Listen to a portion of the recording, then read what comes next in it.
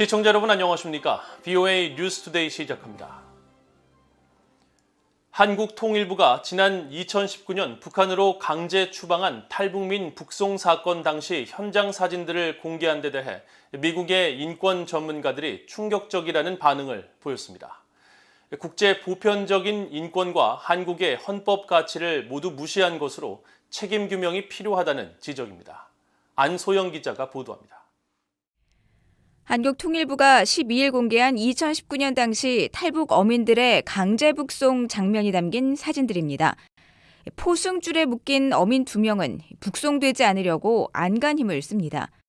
한 탈북 어민은 옆으로 쓰러지기도 했지만 결국 모두 강제로 북측에 인계됐습니다. 미국의 북한 인권 전문가들은 경악스럽고 끔찍하다는 반응을 보였습니다. I mean, honestly, this is on par with what China has been many years, forcibly repatriating North Korean escapees. This is absolutely appalling and unacceptable. 스칼리티 총장은 대한민국 헌법 제12조 사항은 체포 또는 구금된 자는 변호인 선임 권리를 갖는다고 명시했는데 이들은 이 같은 기본 권리를 누리지 못했다며 당시 문재인 정부는 대한민국을 정의하는 가치를 근본적으로 공격했다고 지적했습니다. 미국의 전문가들은 이들이 문재인 정부의 주장대로 16명을 살해한 흉악범이라 할지라도 강제 송환 금지 원칙이란 국제법과 국내법에 따라 적법하고 충분한 조사와 법적 절차를 거쳤어야 했다며 문 정부는 이를 모두 무시했다고 말했습니다. 국제인권단체 휴먼라이츠 워치의 필 로버트슨 아시아 담당 부국장은 이날 VOA에 사진 북송에 저항하는 탈북 어민들의 필사적인 모습은 두 사람이 북한에 넘겨졌을 때 무엇이 자신들을 기다리고 있는지 정확하고 분명히 안다는 것을 보여준다고 지적했습니다. 당시 문재인 대통령과 청와대 관리들은 이런 사실을 알면서도 혐오스럽고 냉담하게 인권 원칙을 무시하며 북한 어민들을 돌려보낸 만큼 책임을 물어야 한다는 겁니다. 워싱턴의 민간단체 북한 자유연합의 수전 숄트 의장도 문재인 정부가 북한과의 관계를 위해 관련 사건을 조작하려는 정황이 속속 드러나고 있다며 책임 규명이 필요하다고 말했습니다. So they tried to cover up the evil action that they took by making the fishermen sound like they were the bad guys, and the Moon administration knew what they were doing, and I hope that the people who did this will be held accountable for what they did. 숄트 대표는 전임 문재인 한국 정부는 국제난민협약 서명국으로서의 국제 의무를 저버렸을 뿐 아니라 북한과의 관계 개선에 치중한 나머지 북한 주민도 한국 국민이라는 대한민국 헌법도 위반했다고 말했습니다. 전문가들은 또 당시 문재인 정부가 탈북 어민 북송 후 김정은 위원장에게 한국 아세안 특별정상회의에 참석해달라는 서한을 보냈고 2032년 서울 평양 하계올림픽 공동유치계획안을 만든 것을 보면 탈북 어민 북송을 경색된 남북관계를 개선하려는 수단으로 활용한 게 아니냐는 의구심도 든다고 말했습니다. 미국 하원의 크리스 스미스 의원도 앞서 지난달 개최한 톰 렌토스 인권위원회 청문회에서 탈북민들은 북송 후 잔인하게 다뤄진다는 것을 알고 있다며 탈북 어민 강제 북송에 대해 진지한 조사가 필요하다고 권고한 바 있습니다. VOA 뉴스 안소영입니다. 북한 정권이 최근 4주 만에 방사포를 발사한 것과 관련해 주한미군이 강력한 미한 연합방위태세를 유지하고 있다고 밝혔습니다. 웨슬리 헤이즈 주한미군 대변인은 12일 북한의 방사포 발사에 대한 VOA의 논평 요청에 즉답을 피한 채 미한 동맹이 높은 수준의 준비태세를 유지하고 있으며 어떠한 위협이나 적으로부터 한국을 보호하기 위한 강력한 연합방위태세를 계속 유지하고 있다는 점은 말할 수 있다고 밝혔습니다.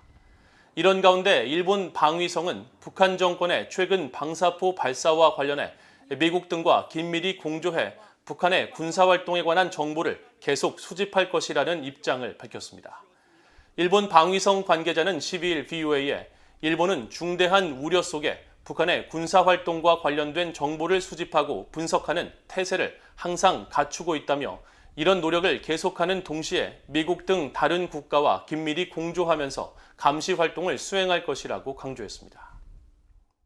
북한 김일성 종합대가 공식 웹사이트에서 자매 대학이라고 주장하는 세르비아 베오그라드 대학교가 12일 자신들은 김일성대와 아무런 관계를 맺고 있지 않다고 VOA에 밝혔습니다.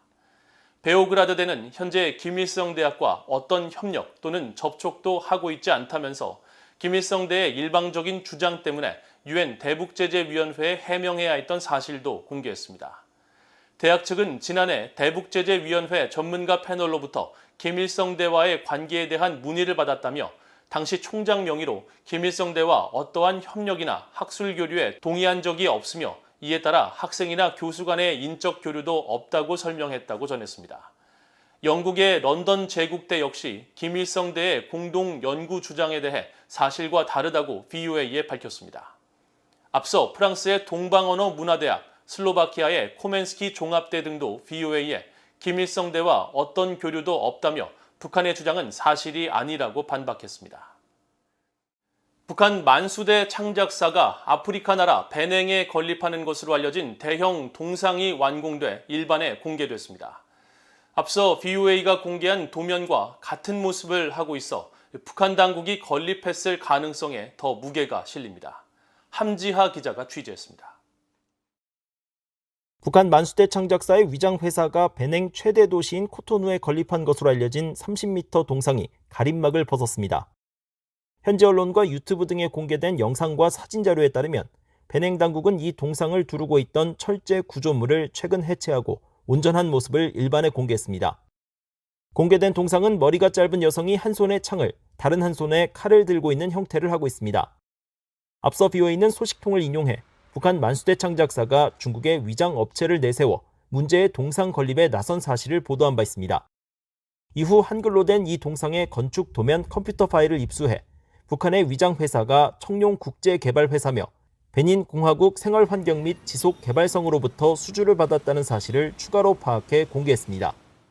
당시 건축 도면에는 이 동상이 베냉의 전신인 다호메이 왕조의 여군부대 다호메이 아마존의 군인을 형상화할 예정이란 것을 보여줬는데 실제로 완성된 동상은 이 여군의 모습을 하고 있습니다. 소식통은 2020년 당시 이 동상의 공정이 약 90%까지 진행됐으며 그해 8월 제막을 목표로 했었다고 밝혔습니다. 하지만 어떤 이유에서인지 베냉 정부는 공개를 미뤘고 결국 제막 예정일보다 약 2년이 지난 올해 가림막을 해체했습니다. 북한의 해외 동상 건설 사업은 유엔 안보리 대북결의 위반입니다. 이에 따라 유엔 안보리 대북제재위원회 전문가 패널은 이 사안을 주시해왔습니다. 전문가 패널은 올해 3월 연례 보고서에서 VOA가 공개한 동상의 도면과 이 일대를 촬영한 위성사진을 인용해 베냉의 동상 건립 문제를 계속 조사하고 있다고 밝혔습니다. 동상이 완전한 모습을 드러낸 만큼 안보리가 이 사안을 어떻게 처리할지 또 베냉 정부가 어떤 해명을 할지 주목됩니다. VOA는 이번 동상 건립 문제와 관련해 베냉 정부에 문의한 상태로 답변을 기다리고 있습니다. VOA 뉴스 함자입니다. 국무부 인구난민 이주국이 최근 미국 의회에 제출한 내년도 예산안에서 버마 로힝야족과 탈북난민 지원을 포함하는 동아시아 프로그램 예산으로 2억 4,750만 달러를 편성한 것으로 나타났습니다. 국무부가 공개한 예산안에 따르면 인구 난민 이주국은 전체 39억 달러, 1,200만 달러의 이주 난민 지원 예산 가운데 동아시아 지역 난민 지원 예산으로 지난해보다 1,000만 달러 증액된 2억 4,750만 달러를 책정하고 지원 대상으로 버마 등지에서 추방돼 박해와 폭력에 직면한 로힝야족과 다른 소수민족들, 그리고 북한 밖에 있는 상당히 취약한 탈북민들과 위구르족을 언급했습니다. 하지만 지난해와 마찬가지로 버마 로힝야족 등 동아시아 내 다른 난민 상황에 관해서는 자세히 설명했지만 탈북 난민에 관한 추가 설명은 없었습니다. 미국은 지난해 11월 탈북 난민 일가족 3명 등 4명을 22개월 만에 수용했지만 이후 지난달까지 입국이 전무한 상황입니다. 반면 버마에서는 지난해 10월부터 시작한 올 2022 회계연도에 1,175명이 난민 지위를 받아 입국했으며 캄보디아 28명, 중국 6명 순으로 나타났는데 전문가들은 미국에 가기 위해 거의 2년을 기다려야 하는 긴 대기 기간 때문에 탈북민들이 한국행을 대부분 선택하며 최근에는 코로나 바이러스 팬데믹으로 탈북민 규모가 급감한 이유도 영향을 미친 것으로 지적하고 있습니다. 미국 상원 의원들이 최근 피격으로 사망한 아베 신조 전 일본 총리의 죽음을 추도하는 결의안을 발의했습니다. 결의안은 공화당의 빌 해거티 상원 의원과 민주당의 벤 카딘 상원 의원이 발의한 것으로 아베 전 총리가 임기 중 인도태평양 지역 안보와 미일 동맹 강화, 그리고 북한의 비핵화와 납치 문제 해결을 위해 노력한 점이 강조됐습니다. 또 아베 전 총리가 북한 정권에 의해 납치된 일본인 문제를 해결하고 이들 일본인의 안전한 송환을 위해 끊임없이 노력했으며 북한의 불법적인 핵무기 프로그램을 지원하는 수입원을 차단하기 위한 글로벌 캠페인을 주도함으로써 북한의 비핵화도 끊임없이 추구했다고 밝혔습니다. 특히 아베 전 총리가 2012년 12월 도입한 미국, 일본, 호주, 인도의 사자 안보 협의체 쿼드는 현대판 사자 안보 대화의 선도자 격이라며 긍정적으로 평가했습니다. 이상으로 BOA 뉴스투데이를 모두 마칩니다. 시청해주신 여러분 고맙습니다.